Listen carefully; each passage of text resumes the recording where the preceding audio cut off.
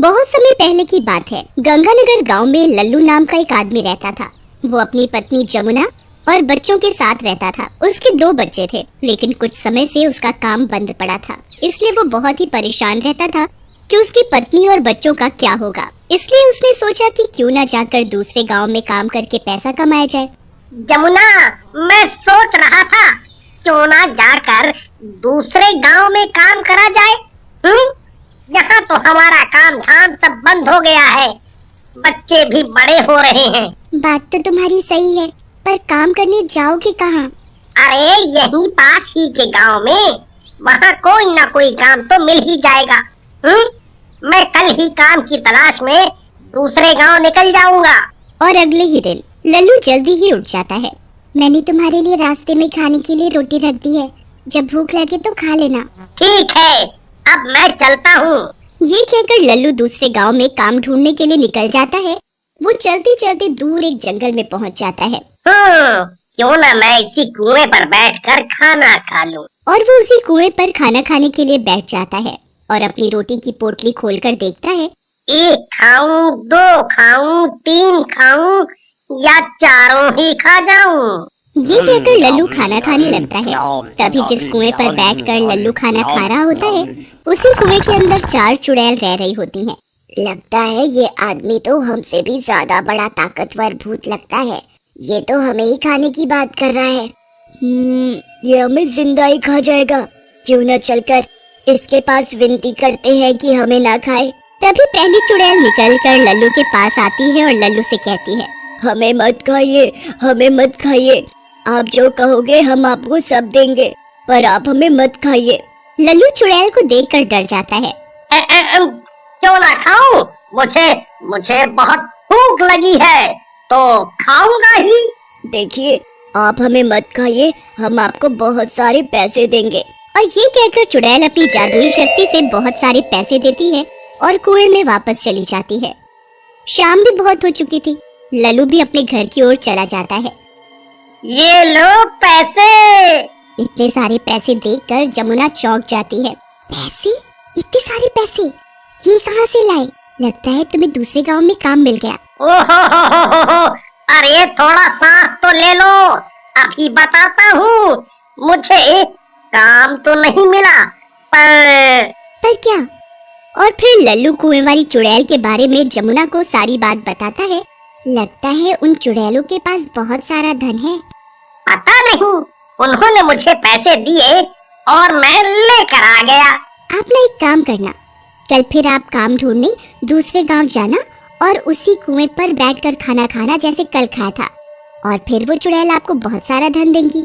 अरे जमुना, तुम कैसी बातें कर रही हो? वो चुड़ैलें हैं, चुड़ैलें, और वो मुझे मार भी सकती हैं।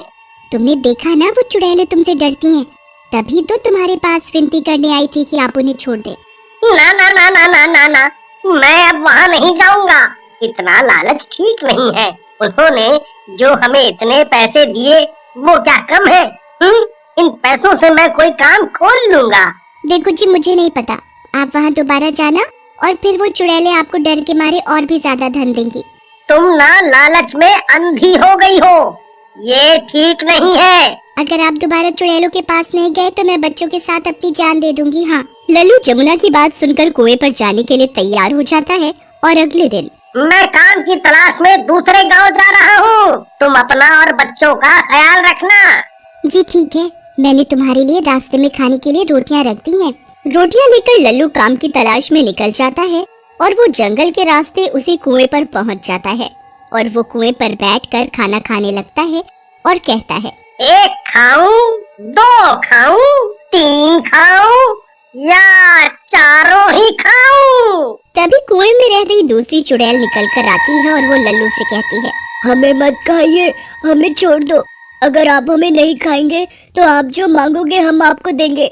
बोलो आपको क्या चाहिए? मैं आपसे जो मांगूंगा आप मुझे वही दोगे। हाँ, पर आप हमें छोड़ दो। ठीक है, तो आप मुझे बहुत सारा सोना दे दो। ये कहकर चुड़ैल अपनी जादुई शक्ति से लल्लू को बहुत सारा जेवर देती है और कहती है, अब तो आप हमें नहीं खाओगे? नहीं खाऊंगा।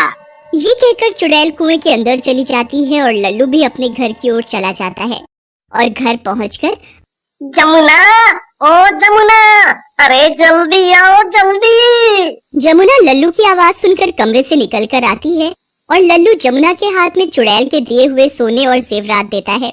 इतने सारे जेवरात देखकर जमुना की आंखें फटी की फटी रह जाती हैं और वो जेवर पहन पहन कर बड़ी खुश होती है। देखो जी, रुपया पैसा जेवर तो हो गया। अब आप ना उन चुड़ैलों से कल जाकर हीरे मोती मांगना। ओह, अब मैं उन चुड़ैलों के पास बिल्कुल भी नहीं जाऊंगा। हाँ, मुझे कुछ नहीं पता, आपको जाना पड़ेगा, नहीं तो मैं बच्चों को लेकर अपनी जान दे दूंगी। अरे इतना लालच ठीक नहीं है। वो सब कुछ मैं नहीं जानती।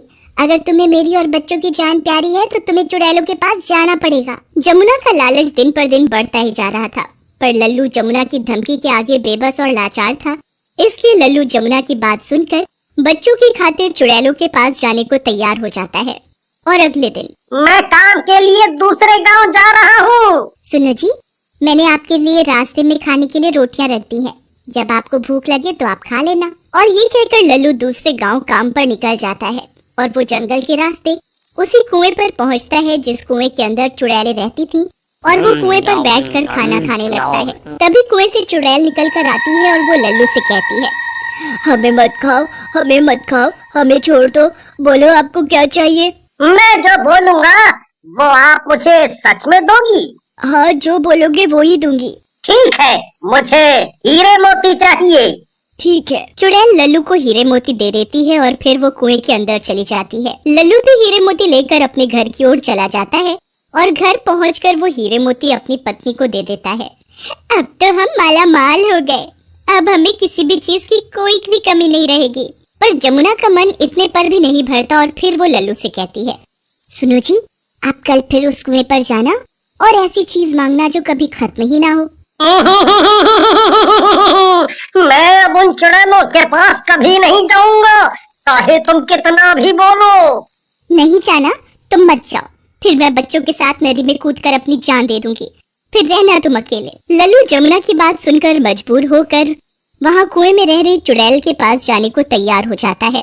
और अगले दिन, जल्दी करो, आपको दूसरे गांव में जाना है और मैंने आपके लिए रास्ते के लिए रोटियां खाने के लिए रख दी हैं। और वो रोटियां लेकर दूसरे गांव की ओर चल देता है। मैं चुड़ैलों से ऐसा क्या मांगूं जिससे मेरी पत्नी जमुना को सबक मिल जाए? तभी वो जंगल के रास्ते उसी कुएं पर पहुंच जाता है।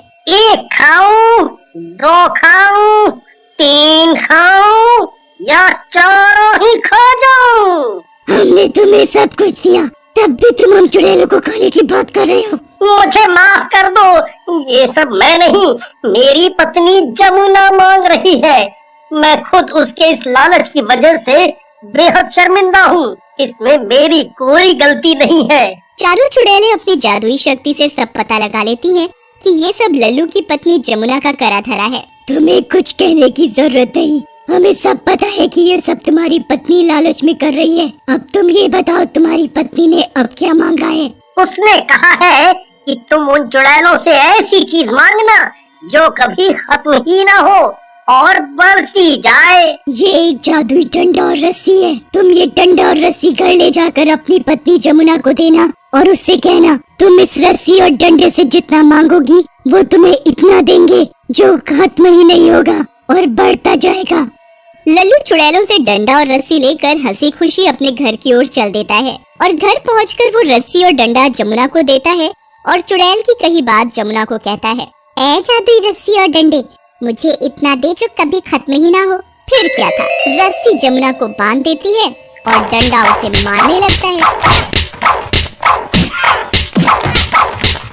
अब आया मजा, अब इसे पता चलेगा ज्यादा लालच का क्या नतीजा होता है। अरे अरे रुको ना इस डंडे को, इसने तो मेरी हड्डियां ही तोड़ दी।